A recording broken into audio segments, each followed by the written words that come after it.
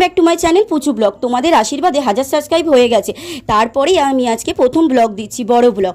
তোমরা এইভাবে কিন্তু আমার পাশে থেকো বন্ধুরা, তাহলে আমি অনেক দূর এগাতে পারবো।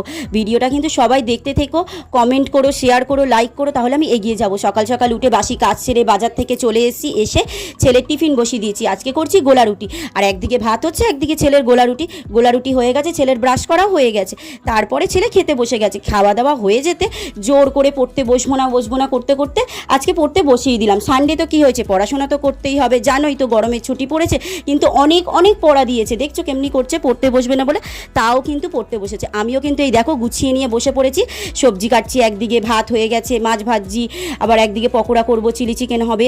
ওর তার মধ্যেই চলে এসেছে সুরজিতের বাবা, ফোন করে দিলাম যে মাছের তরকারি হয়ে গেছে, চলে এসো। ওর বাবা এসে খাওয়া দাওয়া করে চলে গেল। ওর বাবা কিন্তু একটু ভাত হলেই সাথেই সন্তুষ্ট, ওর বাবাকে নিয়ে কোনো ঝামেলা নেই। চিলি চিকেনের সব রেডি, তারপরেই চিলি চিকেন হয়ে যাবে। সব রান্নাবান্না সেরে ভাইকে বললাম তুই আসবি। সত্যি বলছি আজকে অনেক কাজ করেছি, তার মাঝখান দিয়ে ভাইও চলে এসে খাবার নিয়ে চলে গেছে। আজকে আর বাড়ি যাওয়া হয়নি, বিকেলবেলা বাড়ি চলে এসেছি, একটু ভাইয়ের কাছে, সারাদিন আসিনি তো। এসেই দেখলাম এখানে আমাদের মন্দিরে বাৎসরিক পুজো হচ্ছে। আমি চলে গেলাম প্রসাদ খেতে। কি না ভোগ দিচ্ছে, বিরিয়ানিতে আমি একদম ভালোবাসি না, কিন্তু ভোগ যেখানেই দেবে আমি চলে যাব। আমি আর আমার ছেলে দুজনে চলে গেছি, ভাই আগে চলে গেছিলো, তাই আমি আমার ছেলে দুজনে গিয়ে ভোগ নিয়ে চলে এসেছি। এটা হচ্ছে আমাদের পাড়ার বড় একটা মন্দির। এই মন্দিরে কিন্তু অনেক বড় করে পুজো হয়, সারা বছরই পুজো হতে থাকে, কিন্তু এটা হচ্ছে বাৎসরিক পুজো। দেখো কি সুন্দর মন্দিরটা, এই মন্দিরে পুজো হচ্ছে। আমরা ভোগ নিতে গেছি, নিয়ে গিয়ে দেখলে কত বড় একটা বিরাট বড় লাইন পড়েছে। ভোগ নিয়ে এসে ঘরে এসে দেখেছো কি সুন্দর দিচ্ছে, ঘরে নিয়ে এসে খেতে শুরু করে দিলাম। আমি আর আমার ছেলে দুজনে মিলে খেতে শুরু করে দিচ্ছি। আমি দেখো খেতে খেতে কীরকম বলবো, আর আমার ছেলে তো জানোই খাওয়ার সময়তে ভালো খারাপ কিছু হতো না, আগেই ক্যাচকলা দেখাতে শুরু করে দেবে। ক্যাচকলা মানেই হচ্ছে ওর খুব ভালো হয়েছে, এটাই হচ্ছে ওর কথা।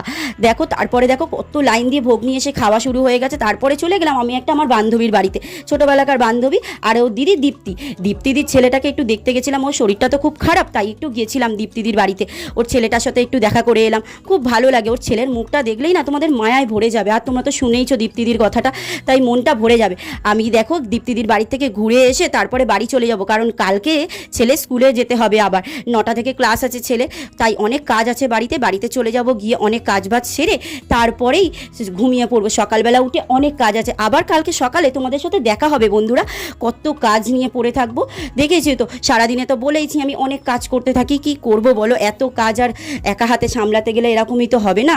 এই জন্যই তো একা হাতে করি বলে আগের দিন কিছু কাজ করে রাখি, পরের দিন কিছু কাজ করি, এইভাবেই চলছে আমার জীবনটা। তোমরা যদি আমার পাশে থাকো এইভাবে, আমার জীবনটা আরও এগিয়ে যাবে। আমার ভাইকে তোমরা এইভাবে সাপোর্ট করো, আমাকেও সাপোর্ট করো। বড় ব্লগে সবাই কিন্তু দেখতে থেকো। আমি দেখো খেতে খেতে কীরকম ঘেমে গেছি, হাসছি কিন্তু দেখো, তার মধ্যে ওপরে ফ্যান চলছে, তার ওপরও আমি ঘেমে গেছি। আর খিচুড়ি খাচ্ছি বলে কথা, আগে আমাকে কিন্তু খেতেই হবে। দেখেছো খাওয়ার সাথে সাথে আমি কীরকম দেখালাম, দেখেছো?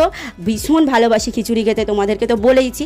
আমার ওই ভালো লাগে না, বিশ্বাস করো, ওই বিরিয়ানি চিলি চিকেন অত কিছু ভালো লাগে না। সিম্পল আমাকে জল ঢেলে ভাত দাও, আর নয়তো একটু খিচুড়ি, এই সমস্ততেই আমি ভীষণ খুশি।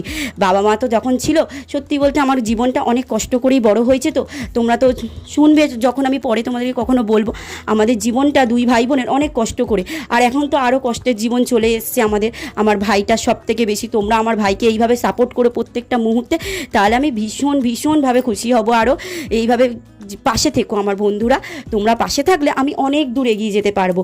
আর দেখো ভাইয়ের বাড়িতে এসেই আমরা খেতে শুরু করে দিচ্ছি। কি না প্রসাদ খাচ্ছি, অন্য সময় অন্য খাবার খাই, কিন্তু আজকে প্রসাদ খেতে ব্যস্ত হয়ে পড়েছি। দেখেছো কীরকমভাবে দেখাচ্ছি, বাবা আমি দেখেছো চামচ দিয়ে একদম এক গালে খেয়ে নিলাম, আবার হাতের এক্সপিরিয়েন্সটা দিচ্ছি, দেখেছো কীরকম।